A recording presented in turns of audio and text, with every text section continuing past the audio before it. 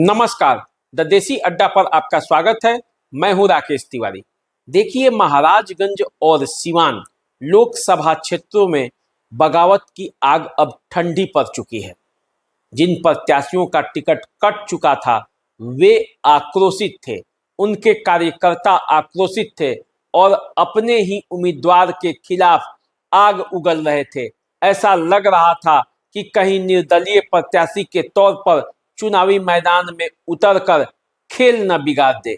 लेकिन अब ऐसा लगने लगा है कि इन प्रत्याशियों के बीच जो आग भड़की थी, जो प्रतिशोध की आग जल रही थी, वो धीरे धीरे ठंडी पड़ चुकी है। जैसा कि आप सभी जानते हैं, सिवान में जदयू के सांसद कविता सिंह का टिकट कट चुका है।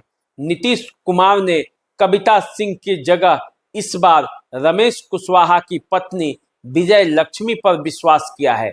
रमेश कुशवाहा माले की पृष्ठभूमि के नेता हैं। रमेश कुशवाहा आरजेडी के भी जिलाध्यक्ष रह चुके हैं।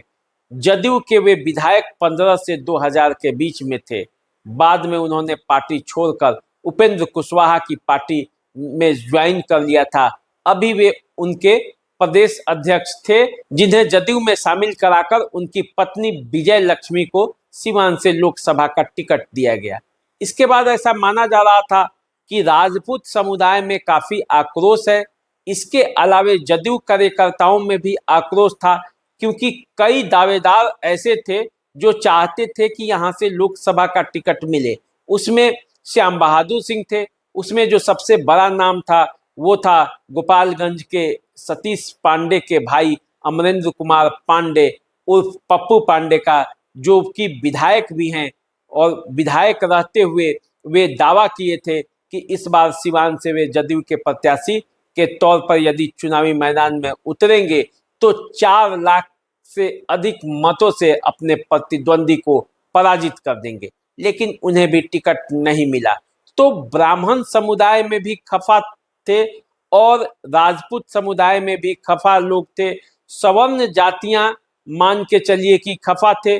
दूसरे तरफ ओम प्रकाश यादव का टिकट कट चुका था, क्योंकि ये भाजपा के कोटे में न जाकर सीट जदयू के कोटे में ही रह गई थी। तो ऐसी स्थिति में उनका भी टिकट कट गया।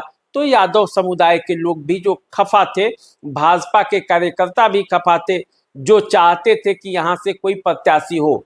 क्योंकि जो सिवान में प्रत्याशी बनाया गया वो जदयू और भाजपा के अलग से प्रत्याशी को लाकर उसे डाला गया। उसमें भी विजय लक्ष्मी गृहिणी हैं, राजनीति से उनका कोई लेना देना नहीं था। उनके पति हालांकि नेता हैं और वो कुशवाहा राजनीति में काफी आगे बढ़ के राजनीति करते थे। लेकिन जदयू और बीजेपी के कार्यकर्ता उनके साथ अपने आप को जेल नहीं कर पा रहे थे। लेकिन धीरे धीरे जैसे जैसे वो कहते हैं ना कि समय बीतता है तो फिर सब लोग गोलबंद होते लगते हैं। कई तरह के समीकरण काम करने लगता है, दबाव भी काम करता है। कविता सिंह और अजय सिंह को आगे भी चुनाव लड़ना है, विधानसभा का भी चुनाव है। ऐसे में अपने आगे के भविष्य को देखते हुए भी नेताओं का गुस्सा जो है वो ठंडा हो जाता है। और अब ऐसा माना जा रहा है कि कविता सिंह विजय लक्ष्मी को सपोर्ट कर रही हैं। बीजेपी के भी नेता धीरे धीरे सब गोलबंद होकर विजय लक्ष्मी के पक्ष में एकजुट होने लगे हैं। ऐसे में सिवान की लड़ाई बड़ी दिलचस्प हो जाएगी जब विजय लक्ष्मी के पक्ष में एनडीए के नेता कार्यकर्ता गोलबंद हो जाएंगे और उधर से हिना साहब और आरजेडी के अवध बिहारी चौधरी जो कि प्रत्याशी बनाए गए हैं, वो जब त्रिकोणीय यहाँ लड़ाई होगी तो मामला बड़ा दिलचस्प बनेगा। उधर महाराजगंज से रणधीर सिंह का टिकट कट चुका है। रणधीर सिंह पिछले चुनाव में आरजेडी के प्रत्याशी के तौर पर चुनाव लड़े थे, अच्छा फाइट दिया था। अपने पिता की विरासत को संभाल रहे रणधीर सिंह लगातार 5 वर्षों तक क्षेत्र में रहे, जनता के सेवा भी की और इस बार उन्हें लग रहा था कि वे चुनावी मैदान में कुछ कर दिखाएंगे। ऐसी स्थिति में उनका टिकट कट गया तो उनको तो गुस्सा था ही, उनके कार्यकर्ताओं में ज्यादा गुस्सा था। महाराजगंज के राजपूत समुदाय के कार्यकर्ता जितने भी प्रभुनाथ सिंह के थे उनमें भी गुस्सा था और जो अन्य वर्गों में भी प्रभुनाथ सिंह के समर्थक थे उनके भी अंदर गुस्सा है। लेकिन अभी ऐसा पता चला है कि रणधीर सिंह भी अभी वेट कर रहे हैं, वो भी निर्दलीय प्रत्याशी के तौर पर अभी चुनावी मैदान में लड़ने का न कोई ऐलान किया है। ऐसा माना जा रहा है कि भविष्य की राजनीति को देखते हुए रणधीर सिंह भी चुप होकर बैठ जाएंगे। हालांकि उनके पिता प्रभुनाथ सिंह जेल के अंदर हैं, वहां वे क्या फैसला लेते हैं, क्योंकि फैसला उन्हीं को लेना है, तब पता चलेगा कि क्या होगा। लेकिन बाहरी तौर पर अभी कोई सुगबुगाहट नहीं दिख रही है। सिवान से भी ओम प्रकाश यादव जो चाह रहे थे कि चुनावी मैदान में उतरेंगे, अब अवध बिहारी चौधरी आरजेडी से आ गए हैं। अवध बिहारी चौधरी उनके समधी हैं। ऐसे अवध ओम प्रकाश यादव भी सिवान से अब चुनावी मैदान में उतरने की संभावना उनकी कम हो गई है। तो ऐसी स्थिति में देखा जाए तो सिवान और महाराजगंज, ये दो लोकसभा क्षेत्र में कोई बागी नहीं होगा, बागियों की संख्या यहाँ नहीं आएगी। ऐसा नहीं होगा कि कोई खेल बिगाड़ देगा।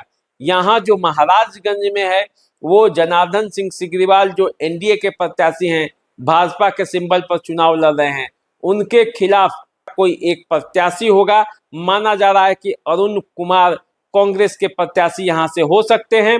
वैसे बात तो कन्हैया कुमार और आकाश कुमार सिंह की भी चल रही है, लेकिन अभी घोषणा किसी का नहीं हुआ है। एक नंबर पर अब नए सिरे से अचानक एंट्री मारे हैं अरुण कुमार, क्योंकि लालू यादव का भी इनको समर्थन माना जाता है कि इनके पीछे लालू यादव का भी हाथ है। तो ऐसी स्थिति में महाराजगंज में सीधा मुकाबला होना तय माना जा रहा है। सिवान में त्रिकोणीय लड़ाई की संभावना बन रही है। दोनों तरफ से देखा जाए तो एनडीए के तरफ से वहां अभी कोई निर्दलीय प्रत्याशी कोई बगावत की बू नहीं दिखाई दे रही है। आरजेडी में हालांकि बगावत है, क्योंकि पिछले बार आरजेडी की जो प्रत्याशी हिना साहब थी, इस बार वे चुनावी मैदान में निर्दलीय लड़ेंगी। तो अवध बिहारी चौधरी का क्या होगा? अवध बिहारी चौधरी आरजेडी की राजनीति को कितना आगे ले जाएंगे, ये देखना अभी बाकी है। तो कुल मिलाकर महाराजगंज और सिवान की राजनीति में जो होने वाला है वो आगे आने वाले समय में पता चलेगा। आप हमारे चैनल को सब्सक्राइब कर लीजिए, फेसबुक इंस्टाग्राम पे हमें फॉलो कीजिए। अभी दीजिए इजाजत, नमस्कार।